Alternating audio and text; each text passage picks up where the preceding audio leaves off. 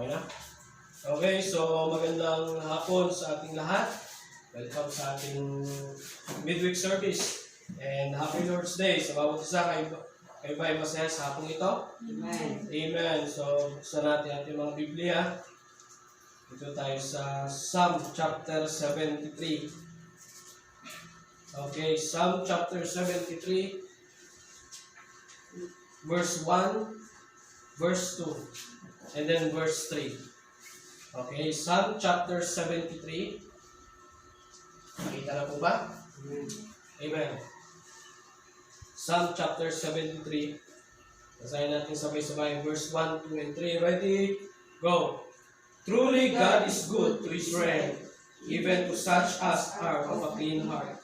But as for me, my feet were almost gone, my steps had well nigh slipped, for I was envious at the foolish, when I saw the prosperity of the wicked. Let us pray. Ang aming Diyos na makapangyarihan sa lahat, kami po'y nagpapasalamat sa oras na ito. Salamat, Panginoon, sa buong araw na natin po kami sa aming sumbining kanina at ngayon sa aming lesson sa music. Nawa na ito pong mga lesson na aming natutunan ay may sa puso namin, Panginoon, at may sa buhay. At lahat ng ito ay para po sa inyong gawain. Bless mo rin po ang aming pong pag-aaral ng salita. Patawad po sa aming pagkakasala. Pupulang sa inyong pong harapan ng Diyos ng Espiritu po na mamagay sa aming paunawa. Paalala patuloy po sa Diyos. Salamat po sa pangalan ni Jesus. Amen. Amen. Mahal na po mo po ang bawang isa. So, napakagandang mensahe ito. Ito ay patungkol sa buhay ni Asaph. Okay? May nakalagay ba sa inyo a Psalm of Asaph? Meron dyan. Yung chapter 73, may nakalagay diba? A Psalm of Asaph. Ibig sabihin, ang sumulat niyan si Asaph. Si Asaph, isa din ito sa mga naglilingkod sa Diyos. Okay? So, nakita niya yung kabutihan ng Diyos. Tingnan niyo sa verse 1. Truly, totoo nga, God is good to Israel. Okay? Of course, ang kabutihan ng Diyos hindi lang naman sa Israel. Okay? Pati sa Pilipinas. Amen? Mabuti ang Diyos. At hindi lang sa bawat bansa, kundi sa bawat tao, mabuti ang Diyos. Tama? Sabi diyan, truly God is good to Israel. Actually, buong mundo nga mabuti ang Diyos. Lalo na pagdating sa kaligtasan. Tama? Mabuti ang Diyos natin kasi yung kaligtasan para sa lahat. Amen? Ganun kabuti ang Diyos natin. Ang kaligtasan ay para yan sa lahat. Paano kaya kung ang kaligtasan ay para lang sa sa matatangkad? Okay, lahat ng mga matatangkad, sila lang ang maliligtas. Paano kaya yun? Yari tayo. Okay? Paano kaya kung ang kaligtasan ay sa pamamagitan ng mapuputi? Ako, tayo. No? Pagsak. Paano kaya pag ang kaligtasan sa pamamagitan ng pag may malaking bahay? Maraming sasakyan.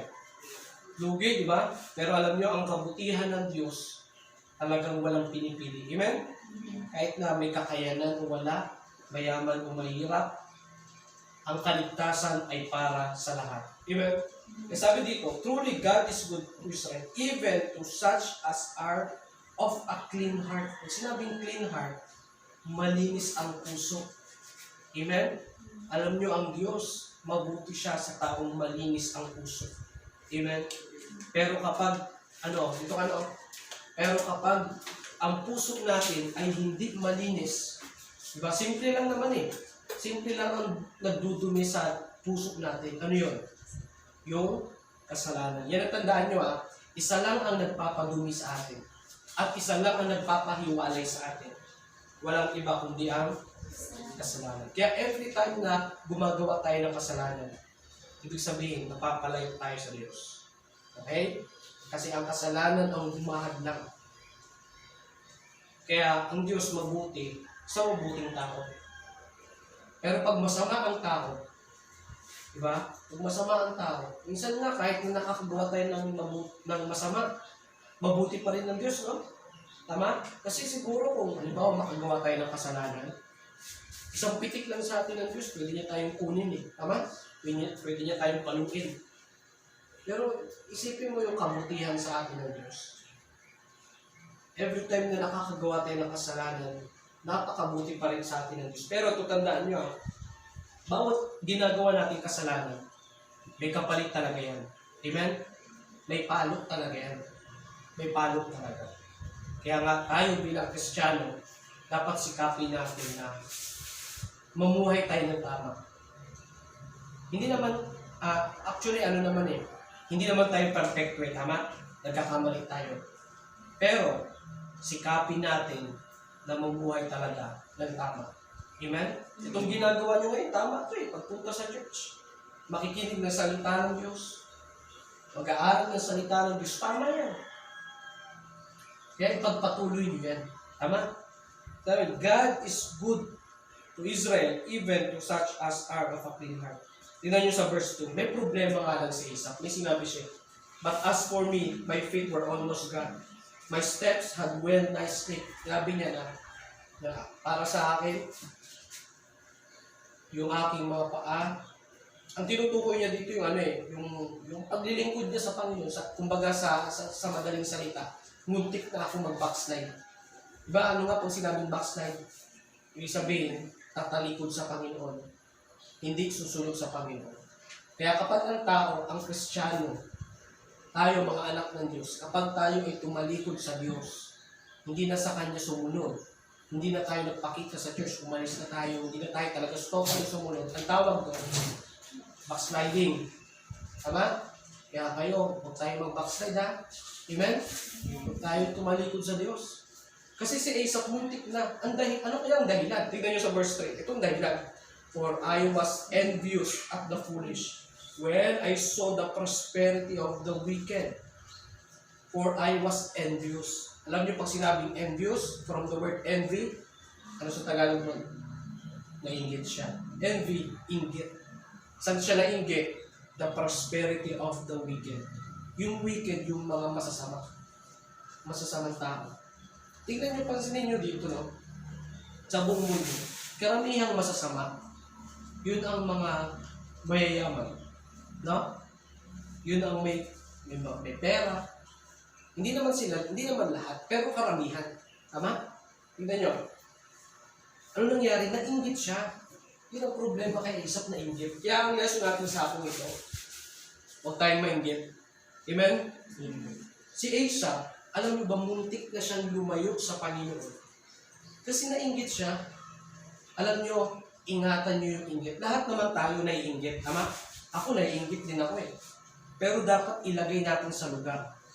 Okay? Ilagay natin sa lugar. Maganda yung inggit na para sa Panginoon. Halimbawa, nainggit ka sa piano na, uy, ang ganda. Marunong na sila mag-piano.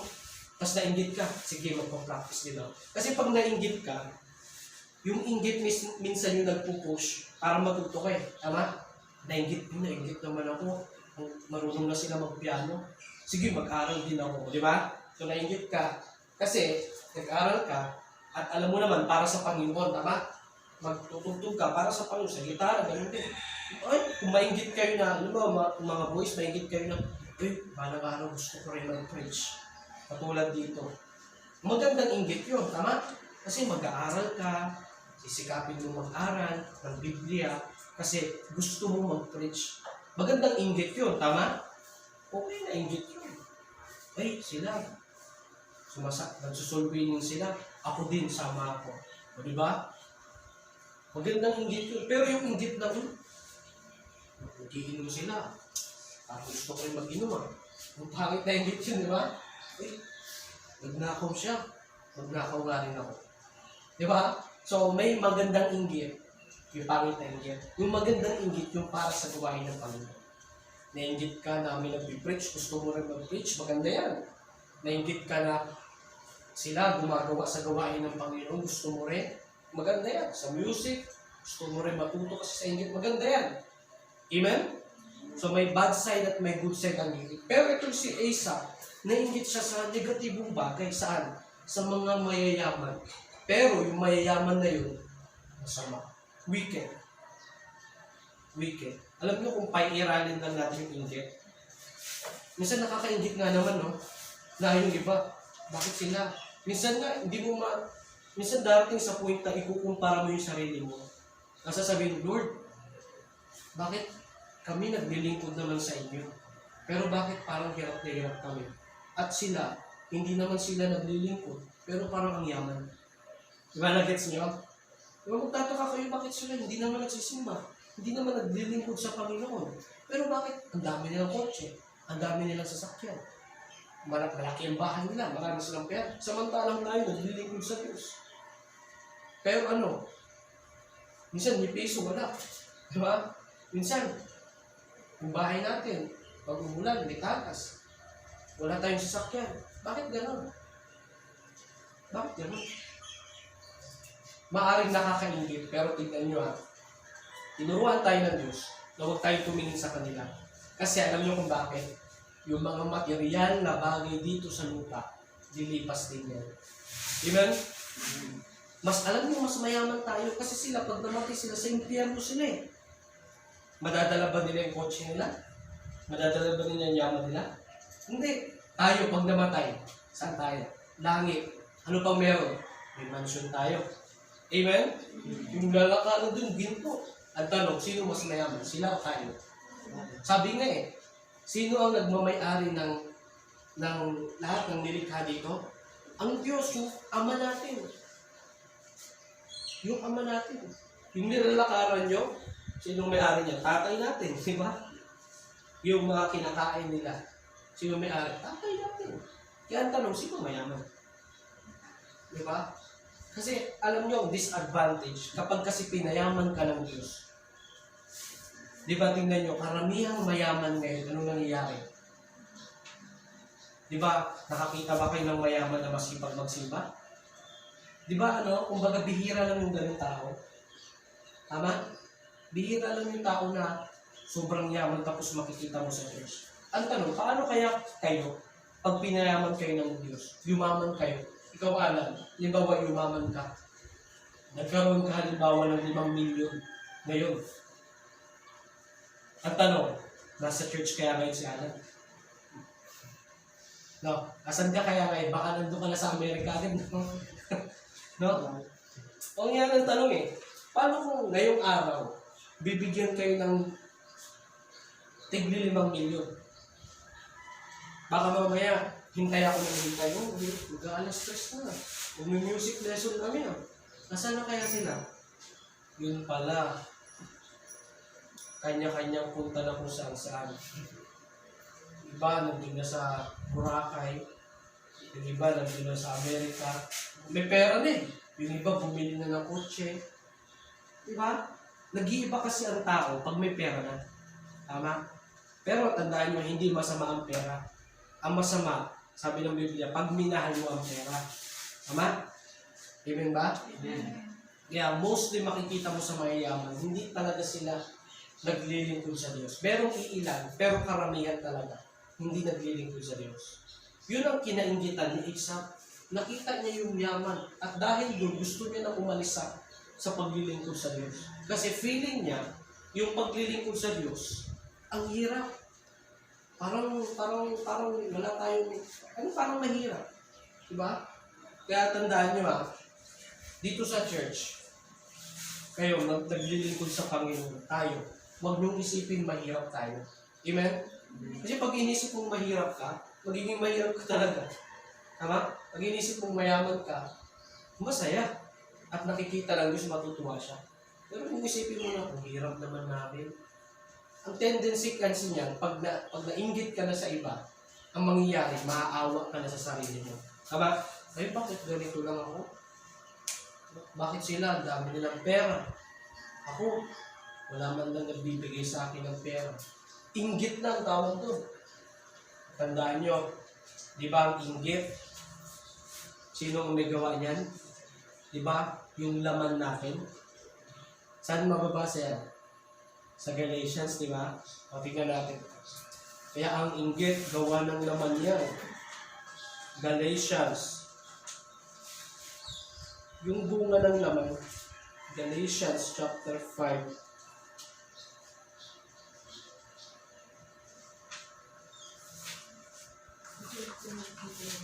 Kaya tingnan nyo. 5:19. Galatians 5:19. Sige, ang sabi dyan, Now the works of the flesh are these. Ano? Are manifest. Which are these? Adultery, fornication, uncleanness, lasciviousness, idolatry, witchcraft, hatred, variance, emulations, wrath, strife, seditions, heresies. Ayun, 21. Envyings. O, di ba? Envy. Kaninong resulta yan? Resulta ng laman. Pero yung resulta ng Espiritu, but the fruit of the Spirit is love, joy, peace, at marami pang etc. Kaya, ang inggit pala, bunga yan ng laman. Okay? Kaya masama ang inggit. Hindi dapat tayo mainggit. Pero pag godly na inggit, maka-Diyos na inggit, yun yung mainggit na para sa gawain ng Panginoon. Tama? Okay lang mainggit basta para sa gawain ng Panginoon. Nainggit ka na may iba marunong magpiano, gusto mo rin matuto. Marunong magpakanta, gusto mo rin matuto. Marunong mag-preach, gusto mo rin matuto. Maganda yan kasi para sa Panginoon yan. Tama? Pero yung inggit na ginawa ni Esau, na muntik na siyang lumayo sa paglilingkod sa Diyos. Alam niyo, marami na akong taong nakitang ganyan. Na nainggit sila. Bata pa lang sila. Yung iba laki sa church. Tapos nakita nila na bakit sila ang yayaman nila. Hindi naman sila nagsisimba, maraming kotse. Alam nyo anong ginawa? Umalis sa church. Nagtrabaho. Yung trabaho may pasok ng linggo. As in, nag-backslide talaga. Kasi kita niya eh. Wala naman dyan sa church. Hindi na nagpatuloy. Ngayon, wala. Sira ang buhay. Bakit? Wala eh. Imbis na magpatuloy siya sa paglilingkod. Dahil sa inggit niya, lumayo siya. Pinuntahan niya yung sanlibutan. Hanggang sa yun, bumagsak sa kasalanan, namuhay sa kasalanan, sa nagsimula yan dahil sa inggit. Kaya tandaan nyo lesson, huwag kayong mainggit sa iba. Amen? Amen. Pag may nakita kang tao na may nakita dito, kahit dito sa atin, huwag tayong mainggit ha? No? Kahit dito sa atin, huwag tayong mainggit sa mga kapatid natin. Dito magkakapatid tayo. No? Huwag tayo naingit na, ang ganda naman ng sapatos niya. Akala mo naman kung sino. Yung mga gano'n, di ba? May mga gano'n kasing tao eh. Halimbawa, magkaroon ka lang ng bagong ganito. Nainggit na sila. Tapos, dahil sa inggit nila, kung ano sasabihin. Tapos minsan, nagchichismis ka pa.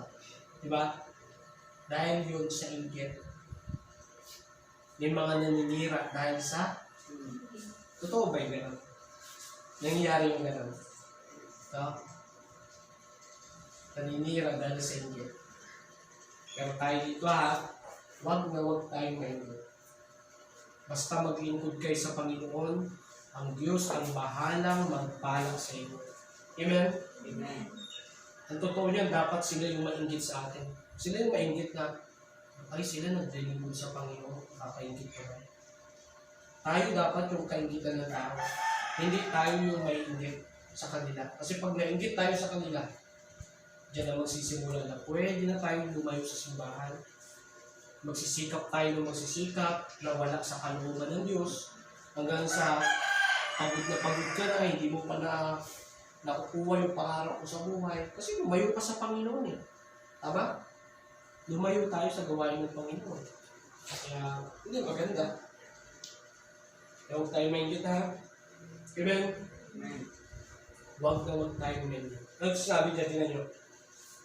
Verse 4. For there are no bonds in their death, but their strength is firm.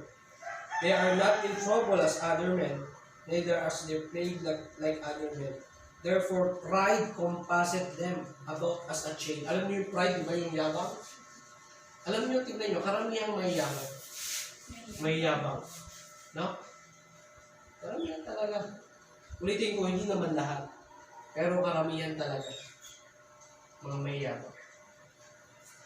Ano bang verse? Violence over them as a garment. Violence. Tingnan nyo, pag di ba yung karamihan maraming pera, malakas makagawa yan ng masama. Di ba? Di ba? Pagbayad lang siya, patayin mo yan. Di ba may mga ganon?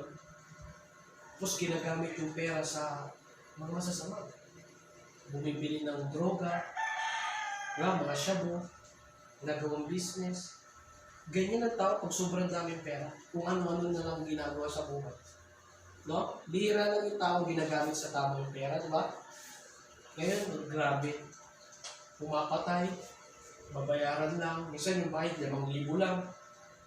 Kaya na pumatay. Ganun lang kahalaga ang buhay ng tao. Grabe. Actually, ang nagpapayaman sa mga tao dito, sa tinutukoy ni Isaac dito, hindi ang Diyos natin, kundi yung Diyos ng sanlibutan. Sino yun? Satan. Nabasa naman natin. Alam nyo, ang Diablo, kaya naman magpayaman ng Diablo. Halimbawa, dito sa church, lumayo ka sa Panginoon, tapos nagtrabaho ka, nagsikap ka kasi gusto mong mayaman, lumaman. Kaya ang payamanin ng Diablo. Natutuwa siya, umalis ka sa kalooban ng Diyos, umalis ka sa church, nagtrabaho ka, sige, payayamanin kita. Ang Diablo kaya din magpayaman yan. Bibigay niya sa'yo lahat. Kaya kanyang pasikatin. Kaya may mga tao sikat. Inaangat sila ng Diablo, ng Diyos ng sanlibutan ito. Pero alam niyo ba, matindi rin ng Diablo. Kapag tinaas ka na niya, ang gagawin niya, sabay bibitawan ka niya. Bagsak ka. Diba? Kaya maraming Kristiyanong luhaan, bumabalik sa pastor, umiiyak, pastor, sorry. Kasi lumayo na siya sa kalooban ng Diyos. Kaya kayo, huwag nyo lang tangkain na lumayo sa kalooban ng Diyos. Huwag nyo lang tangkain na mag-backslide. Amen? Kasi malungkot lang talaga. Marami na akong storyang narinig na lumayo, nagsikap sa buhay, pero wala din nangyari. Yun yung sinabi ng Biblia na para kang nag-ipon sa isang bag na may butas. Yung ilalim. Nasubukan nyo na yan? Na nag-iipon, tapos may butas pala yung ilalim. Subukan nyo na yung ganyan. Di ba tubig, di ba? Ipon ka ng tubig, butas pala yung ilalim. Yan ang sinasabi ng Biblia. Pag lumayo ka sa kalooban ng Diyos, para kang taong nag-iipon sa isang bag na hindi mo alam yung bag pala may butas sa ilalim. Ibig sabihin, parang wala kang mapapala. Tama? Gulat ka, bilis maubos ng pera, bakit ganito ganyan? Kasi hindi ka naglilikod sa Diyos eh. Amen? Ganun yan. Kasi Isaac, nagsimula sa inggit. Sabi niya nila nyo, marami yan eh. Ito, verse 12. Tignan nyo. Basahin natin, go. Behold, these are the ungodly who prosper in the world. They increase in riches. Tignan nyo, these are the ungodly. Kung sinabing ungodly, ano sa Tagalog niyan? Hindi makadiyos. Hindi makadiyos, tama? These are the ungodly. Ano yun? Yung mga hindi makadiyos who prosper in the world. Kaya huwag na kayo magtaka. Bakit karamihang mayayaman? Ungodly. Tama? Hindi makadiyos. Sabi dyan, who prosper in the world, they increase in riches.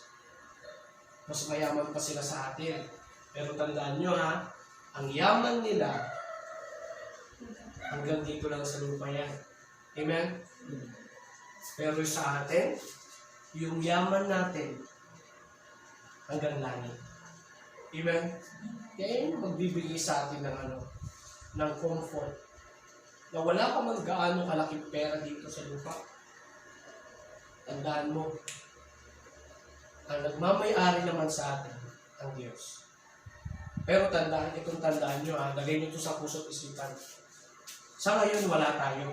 Sa ngayon, maaaring wala tayo. Pero, basta maglingkod kayo sa Diyos. Ngayon, maglingkod kayo sa Diyos, magpatuloy kayo. Darating ang panahon na iaangat kayo ng Diyos. Pagpapalain niya kayo. Darating ang panahon na ngayon, high school kayo, di ba? Pag-ulat kayo, magka-college kayo. Habang nagka-college kayo, high school, tuloy lang sa paglilingkod sa Diyos. Kasi iaangat kayo ng Diyos. At, habang nagka-college kayo, magulat ka, bigla ka na lang mag-graduating, di ba? Diyan na magsisimula yan. Hanggang sa graduate ka na, nakuha mo yung course mo. Kasi pinag-pray mo sa Diyos. Kasi pinagsikapan mo na kasama mo ang Diyos. Yun ang masarap sa pag-aaral. Tama? Nagsikap ka, nakasama ang Diyos. Kaysa naman na, ako, nakapagtapos ako, hindi naman ako nagsisimba. Hindi naman ako nag-pray, hindi naman ako nagbabasa ng Biblia, pero nakapagtapos naman ako. Nakapagtapos ka nga, sino ba ang dahilan? Ang Diyos ba? Talaga? Sino? Baka ang diablo. Tama? Kasi, paano ka patatapusin ng Diyos? Wala ka nga sa kalooban niya. So, ibig sabihin, iba ang nagpatapos sa'yo. Sino? Ang diablo. Sabi ko nga kanina, maaaring patatapusin ka ng diablo. Iaangat ka niya sa buhay. Pero bibitawan ka rin yan palang araw. Pero kayo, naglilingkod sa Diyos, nasa kalooban ng Diyos at nagsisikap, umaangat kayo sa buhay. Obviously, ang nag-aangat sa inyo, sino? Ang Diyos. Amen? Kasi naglilingkod kayo sa Kanya. Kaya, hanggang sa nakapagtapos kayo ng pag-aaral, nakuha niyo yung kurso nyo, hanggang sa nakapagtrabaho na kayo, pinagpala na kayo ng Diyos, dumami ng pera nyo. Saan nagsimula yun? Kasi naglilingkod kayo sa Diyos. Amen? Ito sinasabi ko sa inyo, katotohanan nito, na hindi sa lahat ng oras wala tayong pera. Sa ngayon, masasabi mo walang-wala ka. Pero mapalad ka pa rin. Bakit? May Diyos tayo eh. Yung iba, walang-walang pera, anong ginagawa? Wala lang pera, nagpakamatay. Wala lang pera, nabaliw na. Diba tayo, walang pera, pero masaya. Amen? Amen. Yan, nagpapasaya sa atin. May Diyos tayo. Wala man akong pera, pero may Diyos naman ako. Tama? Yung iba, wala akong pera. Aburido na, no? Hindi na mapakali, di ba? Subukan nyo lang walang pera, tapos mainit ang ulo. Yung mainit ang ulo pag walang pera. Di ba? Tayo hindi ganun. Tayo mga Kristyano, may pera man o wala. Masaya tayo. Amen? Amen. Kasi may Diyos tayo. Lagi yung tandaan, hindi sa lahat ng oras wala tayong pera. Basta maglingkod ka sa Kanya, magpatuloy ka, darating araw, makapagtapos ka, payayamanin ka ng Diyos. At pag pinayaman ka na ng Diyos, huwag kang lalayo. Amen? Huwag kang magbabago. Kasi nakita ko, may mga nakita rin ako na bata pa lang nasa church. Katulad sa inyo lumaki na, hanggang sa nakapagtapos. Hanggang sa nakuha yung kurso, yumaman na. Ano nangyari? Nakalimutan ng church. Nakalimutan niya na may pastor na nag-pray sa kanya. Nakalimutan niya na may mga miyembro nag-pray sa kanya na makapagtapos. Wala na. Kinalimutan na ang pastor. Kinalimutan niya ng church. Kaya, nawa, hindi kayo ganun ha. Amen? Amen. Na pag pinayaman na kayo ng Diyos balang araw, nawa, hindi kayo makalimot sa Kanya. Matuto kayong tumanaw ng utang na loob. Malaman nyo na may church na nag-pray sa akin dati. May pastor na nag-push sa akin dati na magsikap ako. At ngayon may kaya na ako, mayaman na. Anong sunod? Tulungan mo na yung church. Amen? Tulungan na yung church. Sipin nyo, pag naging mga professionals na kayo, sa biyaya ng Diyos, kaya natin itong palawakin. Amen? Kaya natin itong pataasin. Kaya natin bumili ng lupa. Sa biyaya ng Diyos lahat. Basta tayo magsikap. Amen? Sipag at tiyaga lang. Sipag at tiyaga. At laging manalangin sa Diyos. Huwag makalimot sa Diyos. Laging tumawag sa Kanya. Kung may pangangailangan ka, tumawag ka sa Kanya. Lord, kayo po ang mag-provide sa akin. Pangangailangan. Lahat. Magka-college ka, huwag ka mag-alala.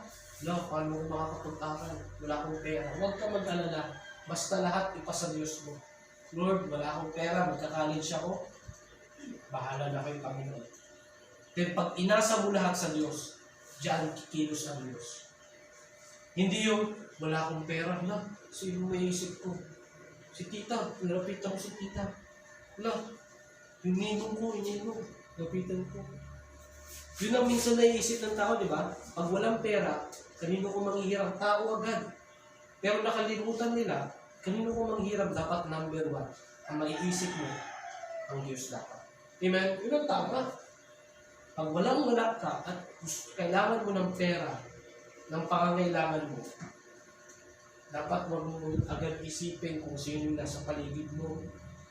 Huwag mo isipin kung sino yung kapitbahay mo na mayaman. Kung sino yung kamag-anak mo na mayaman. Huwag agad isipin ang unang isipin ang Diyos. Kasi pag una mong tinawagan ng Diyos, matutuwa yan. Halimbawa, nasubukan nyo na ba na, sa mga magulang, di ba? Sa mga magulang, may anak, tapos may kailangan yung anak. So, kanino number 1 lapit yan? Siyempre sa nanay. Tama? Sa magulang. Magulat ka, ano kaya pakiramdam ng magulang kung yung anak sa kapitbahay lumapit? Sa ibang tatay. Pa, hingi ko ng ganito kasi bibili ako. Ano kaya ang reaksyon? Bakit? Anak ba kita? Nagaganon yun, ba? Anong magiging reaksyon ng tunay na tatay? Siyempre, may inis, tama? Malulungkot. Baka paluin niya yun. Bakit nangihingi ko kung saan-saan? At parang niyang sinabi na walang kakayanan yung tatay niya na magbigay. Tama? Parang ganon. Ganon din sa Diyos. Pag may kailangan kayo, unang tawagan ang Diyos. Kasi pag iba ang tinawagan mo, hindi naman masama lumapit kay ninong, ninang, sa tito, tita, kahit saan man, hindi masama dyan. Pero kung sila yung number 1 na lalapitan mo, yun na hindi maganda. Dapat talaga ang Diyos. Kasi pag nilapitan mo una ang Diyos, then siya ang kikilos, siya ang gagamit ng tao para maibigay niya yung pangangailangan mo. Nagets nyo? Mali mo, yung gagamitin niya pala yung kapitbahay o yung kamag-anak mo, di ba? Ganoon. Yun ang tama. Ulitin ko, pag may pangangailangan kayo, unang tawagan, sino? Ang Diyos. Kasi pag siya ang tinawagan yung una, siya ang kikilos, hihipuin niya yung puso ng taong gagamitin niya. At yung gagamitin ng tao, hindi mo in-expect na siya pala. Ganun yan. Yan, number 1, unahin ng Diyos. Amen? Number 1, tawagan ang Diyos kung may pangangailangan. Lahat talaga sa Diyos. Wag na wag tayong mainggit sa tao. Wag na wag. Kami, hindi naman kami mayaman eh.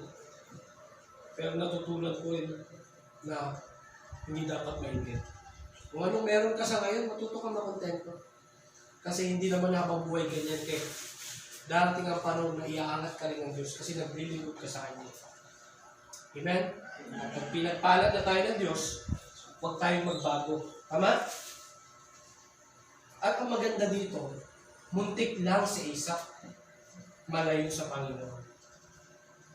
Muntik lang. Kasi yung nakabalik siya eh. Paano siya nakabalik? Tignan nyo. Sa verse 17, tignan nyo. Let it go. Until I went into the sanctuary of God, then understood I their end. Okay, tignan nyo. Hanggang si Isaac pumunta sa sanctuary. Ano yung sanctuary? Yung church. Hanggang sa pumasok sa church. At ano nangyari?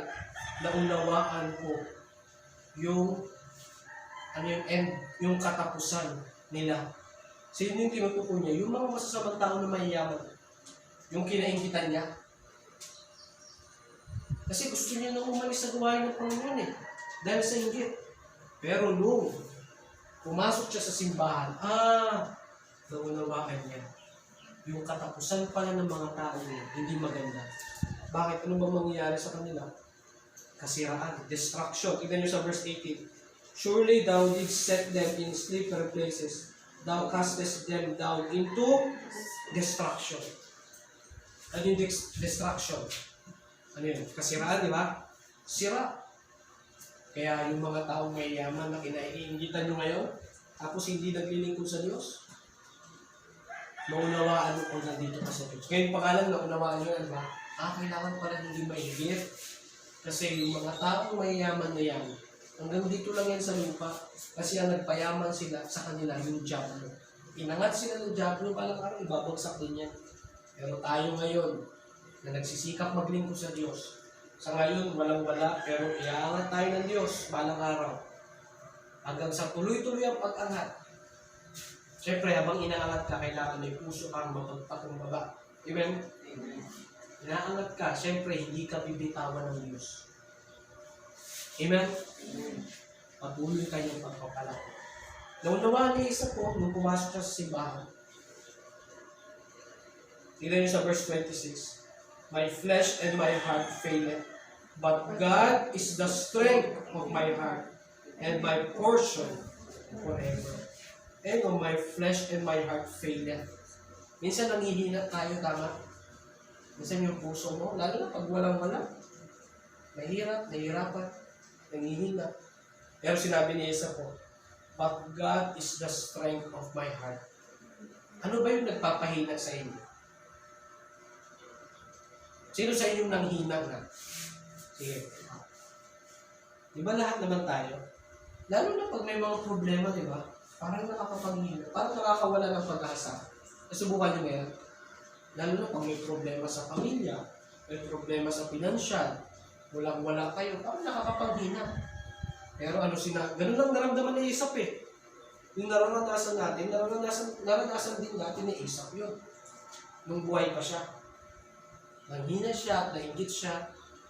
Kaya siguro inisip niya, lumayo na lang ako sa kalooban ng Diyos. Siguro magtrabaho na lang ako. Kasi sila, ang yaman nila. Hindi naman sila naglilingkod sa Diyos. Nanghina siya. Pero nung pumasok siya sa simbahan, kaya napakahalaga na pumapasok sa simbahan. Amen? Kasi mas marami kang mauunawaan. Kaya ganoon ang ginawa ni Isaac. Hanggang sa nakita niya, nanghina ako. Pero ang Diyos, ang aking kalakasan.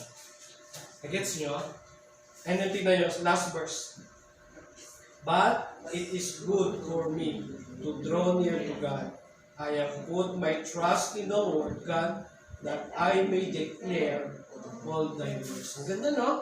Nangumbalik siya sa Diyos. But it is good for me, maganda sa akin, na lumapit sa Diyos. Draw near to God. I have put my trust in the Lord. Kaya kayo kapag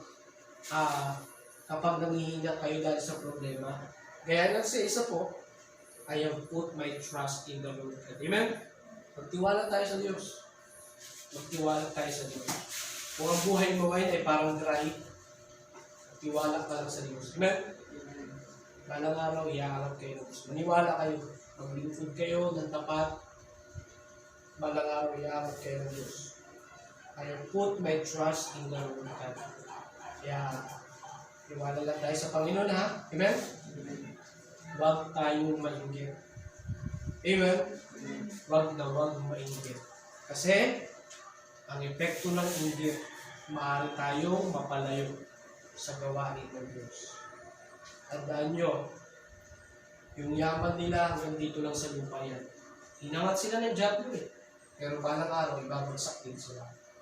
Pero tayong mga Kristiyano, sa ngayon, maaaring walang-wala tayo ngayon. Pero, habang naglilingkod tayo sa Diyos, nakikita tayo ng Diyos. Itong anak ko, sipag. Sige, balang araw itong anak ko, iaangat ko ito. Dahan-dahan, hanggang sa pinagpala ka talaga ng gusto ng Diyos. Bakit? Kasi hindi ka umalis sa Kanya. Hindi ka nainggit sa iba. Kaya, ang lesson, ano nga? Huwag mainggit. Tama? Tayo dapat yung kaingitan nila. Huwag tayo yung maiinggit sa kanila. Kasi tayo, naglilingkod tayo sa Diyos. Amen? May mga bagay nga na hindi kayang bilihin ng pera eh. Una, yung kaligtasan. Yung kaligtasan na meron tayo, kaya bang bilhin ng pera yan? Hindi. Kaya tayo talaga yung mayaman. Kasi meron tayong buhay na walang hanggan. Na kahit pinagsama-sama yung pera sa buong mundo, hindi kaya yung bumili ng kaligtasan. Ang makakabili lang ng kaligtasan at ang nagbayad, sino? Yung dugo ng Panginoong Kristo. Priceless eh. Amen?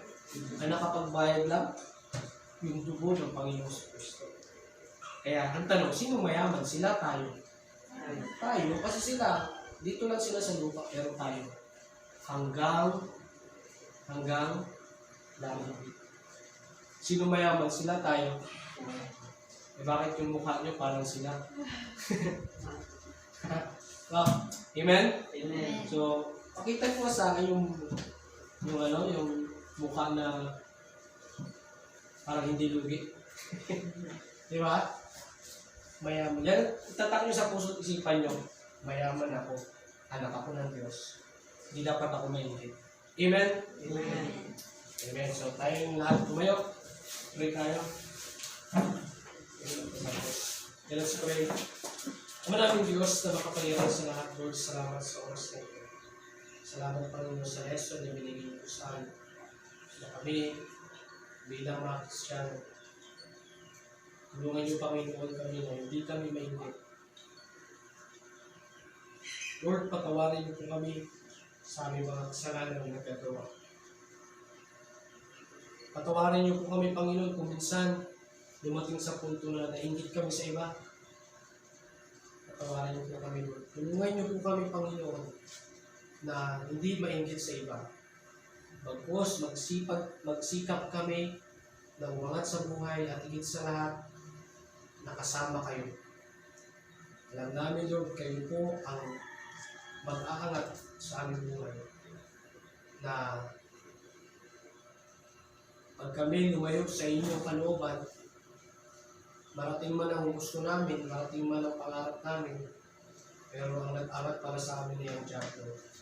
Kaya tulungan niyo po kami, Lord, na kayo po ang mag-angat sa aming buhay. Sa pamamagitan ng pananatili sa inyong kalooban, sa inyong gawain dito. Salamat, Lord, sa paalala na marami ng Kristiyano ang lumayo sa gawain ng Panginoon dahil sa inggit. Pero salamat, Lord, pinaalalahanan niyo po kami sa hapon ito na dapat kami, mga Kristiyano, hindi kami mainggit sa mga taong masasama, sa mga taong mayayaman. Tapos, magpatuloy kami sa paglilingkod namin sa inyo. Then, balang araw, iaangat kami po ang aming buhay. Balang araw kami po ito payayaman. Salamat, Lord. Tulungan niyo rin po kami na pag kami ay inyong pinayaman na, tulungan niyo po kami, Lord, na hindi kami magbago. Tapos, marunong pa rin kami pagpakumbaba, marunong pa rin kami tumanaw ng utangan. Salamat, Lord, sa paalala na basta maglingkod kami sa inyo, kayo na ang bahala sa aming future. Alam namin, Lord, na punong-puno po ng pagpapala ang paglilingkod sa inyo. Tulungan niyo po kami, Lord, na sumunod kami sa inyo, hindi dahil sa pagpapala, kundi sumunod kami sa inyo dahil sa mahal namin kayo. Ng buong puso, buong isip, buong kalip. Salamat po. Palain niyo rin po ang mga kabataan nandito.